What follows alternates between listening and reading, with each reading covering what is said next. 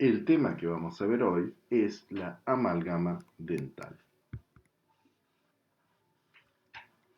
Amalgama dental es la combinación de una aleación de diferentes metales con mercurio, formando una masa plástica que luego cristaliza.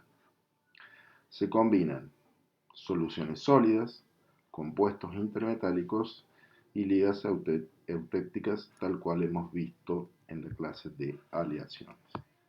El resultado es este tipo de restauraciones donde necesitamos tallar la cavidad con lo que se denomina planimetría, es decir, siguiendo las direcciones de las varillas adamantinas para que no quede el material, el esmalte en realidad sin soporte. Es decir, es un material que necesita que nosotros tallemos de una cierta manera también para tener retención, independientemente si está cariado o no. Solución sólida. Recuerden que los metales se encuentran disueltos en este estado líquido y también en el estado sólido, como por ejemplo el oro y el cobre. No así como los compuestos intermetálicos que se encuentran disueltos en el estado líquido, pero parcialmente en el estado sólido.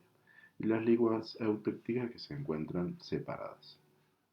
La composición de la amalgama vamos a tener plata, cobre, estaño, zinc y por supuesto esto atacado por mercurio. Dentro de la clasificación vamos a tener amalgamas simples o amalgamas compuestas. Bien. Van a variar en su composición con el agregado de cobre. Dentro de las amalgamas de alto contenido de cobre va a variar también la composición del mismo. Bien.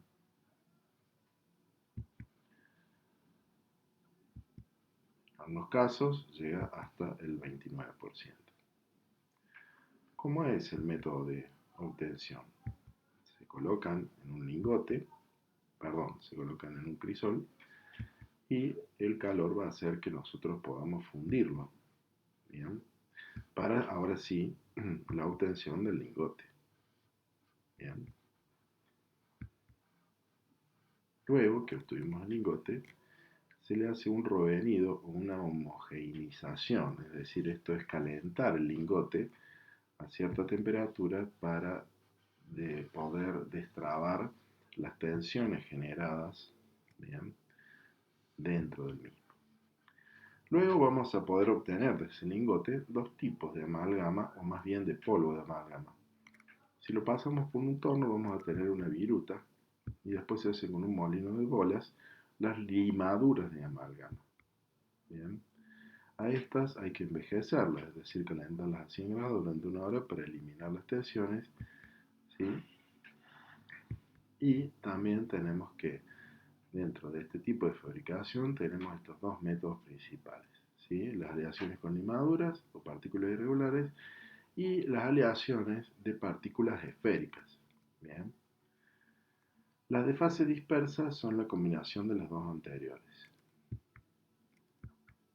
Dentro de las amalgamas de partículas esféricas, en vez de pasarlas por un torno, lo que vamos a hacer es aerolizarlas, volver a fundirlas y eso cae dentro de un embudo metálico, por lo tanto la partícula es redonda. La terminación es mejor, pero es más difícil manipularla. Vemos distintos tipos de amalgama, vemos la pastilla de amalgama y vemos el dispensador de mercurio. Vienen en cápsulas y vienen también en frascos. Tenemos allí la presencia de la bolita de mercurio dentro de una cápsula y del otro lado la partícula de amalgama. Nosotros apretamos el émbolo azul, entonces el mercurio entra en contacto con la amalgama para luego ser triturado. Cuando el mercurio ataca al polvo de amalgama, genera fases metalográficas. Es decir, que aquí van a ver un ataque, como les decía, de todo lo que sean los metales que están presentes en la aleación. y se van a producir distintas fases. Fase gamma, plata estaño, fase gamma 1, que es plata mercurio, y la fase gamma 2, que es estaño mercurio, que es la más deficitaria de todas. Es decir, esta fase es preferible que no esté o esté minimizada, por lo tanto, a veces se reemplaza con un eutéctico plata-cobre en algunas amalgamas de alto contenido de cobre. Al ser esta la más deficitaria, le va a restar propiedades mecánicas.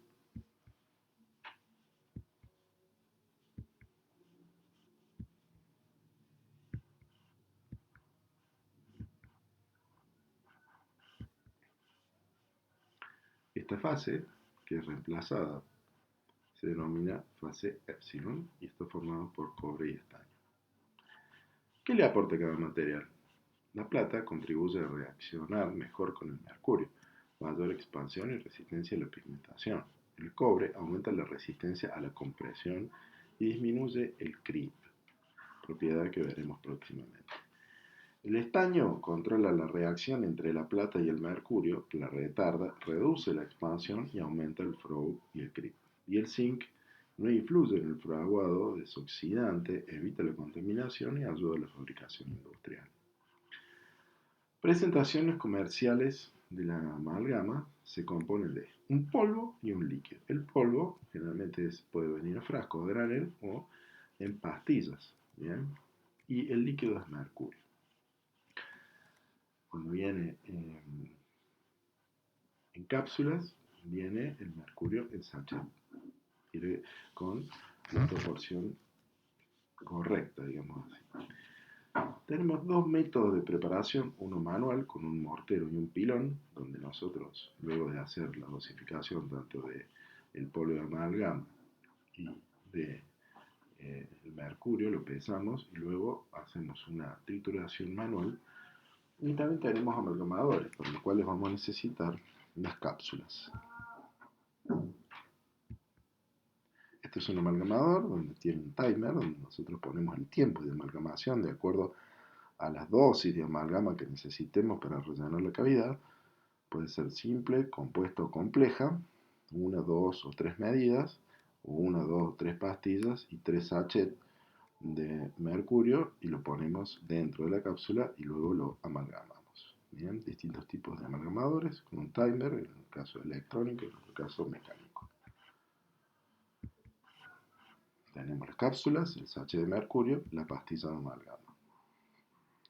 Aquí está el movimiento de trituración o amalgamación, en donde se integran los componentes. Y luego tenemos los pasos. Bien, estos pasos, cuando lo hemos retirado, que la amalgama está lista, y tenemos los distintos instrumentos que vamos a necesitar. Bien. Lo primero es el portaamalgama para poder llevarla a la cavidad. Es decir, lo colocamos en un vaso DAPEN, cargamos el portaamalgama y esa amalgama la dispensamos dentro de la cavidad para luego ser condensada, que es una de las principales propiedades que tiene este material, es poderse condensar y adaptar a las paredes de la cavidad, que no lo tiene ningún otro material de los que tenemos en odontología. Con ese atacador, bien, o condensador, bien. Atacador usamos más para cementos porque no es fino y condensador tiene distintos tamaños más para amalgama.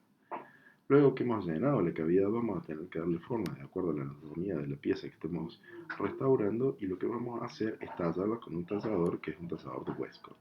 En algunos casos el tallador viene junto al bruñidor, que el bruñidor es un instrumento que va a servir para adaptar el borde, deformarlo y dejarlo en conjunción con el diente sin que haya saltos. Entonces vamos a tener un primer paso donde tenemos una dosificación 1 a 1, que puede ser de una forma manual, donde se pesa en una balanza de forma manual, o un método mecánico que se viene predosificado.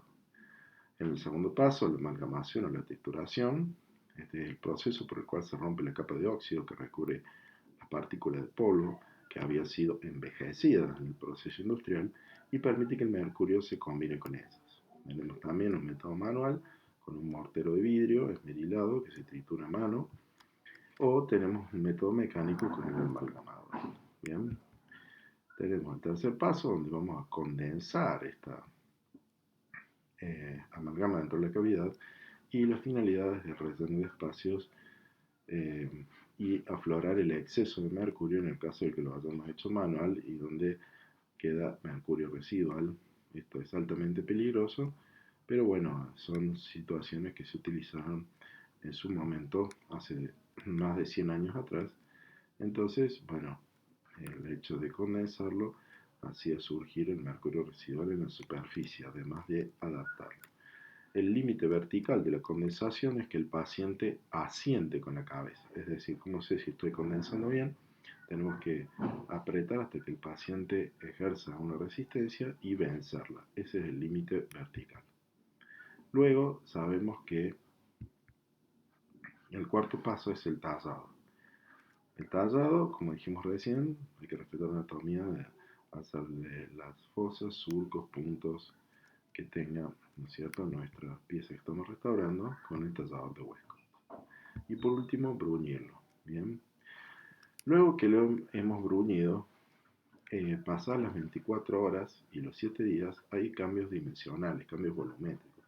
Por eso hay que citarlo al paciente para pulirlo. El principal cambio se produce a las 24 horas en respuesta a el choque masticatorio, bien, y el choque oclusal. Por lo tanto, podemos citarlo al paciente para que lo hagamos un pulido posterior a la restauración. Bien.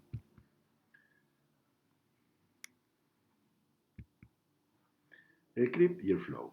Bien, el flow es esto de deformación volumétrica que sufre a las 24 horas la amalgama. Y el creep se mide a los 7 días. Entonces, si sabemos que vamos a tener dos cambios dimensionales, en donde luego de haberlo bruñido vamos a tener un salto en el borde cabo periférico, es importante citarlo al paciente para poder hacerle un pulido. Al choque masticatorio, esta respuesta genera una deformación. Aquí vemos algunos casos clínicos con una buena terminación. Siempre que respetemos las cuestiones anatómicas y de biocompatibilidad de los materiales, vamos a tener buenos resultados por más que usemos materiales que no son contemporáneos. Bien, por lo tanto, los materiales tal vez no sean el problema, sino más bien es el operador y la técnica que utilice. Bien, vemos una amalgama que no tiene ningún tipo de pulido y que ha sido reemplazada por una amalgama que está muy bien adaptada con un muy buen pulido. Por lo tanto, siempre decimos cuál es la mejor opción, composite, amalgama. Bueno, por supuesto la ventaja estética del composite y de que el material no va a exigirle a las paredes, sino que con la adhesión la sostiene a las paredes. En cambio el otro material, bueno, les exige a las paredes que lo retengan. De todas maneras, es muy importante saber que la mejor opción es el conocimiento. Es decir, cualquiera de las dos técnicas y de los dos materiales que se me presenten a mí en la práctica diaria o en la odontología de campaña, yo tengo que saber realizarlo como profesional y poder resolver la situación clínica con el material que se me presente. Esa es una de las condiciones de tener un buen criterio para poder lograr una buena restauración.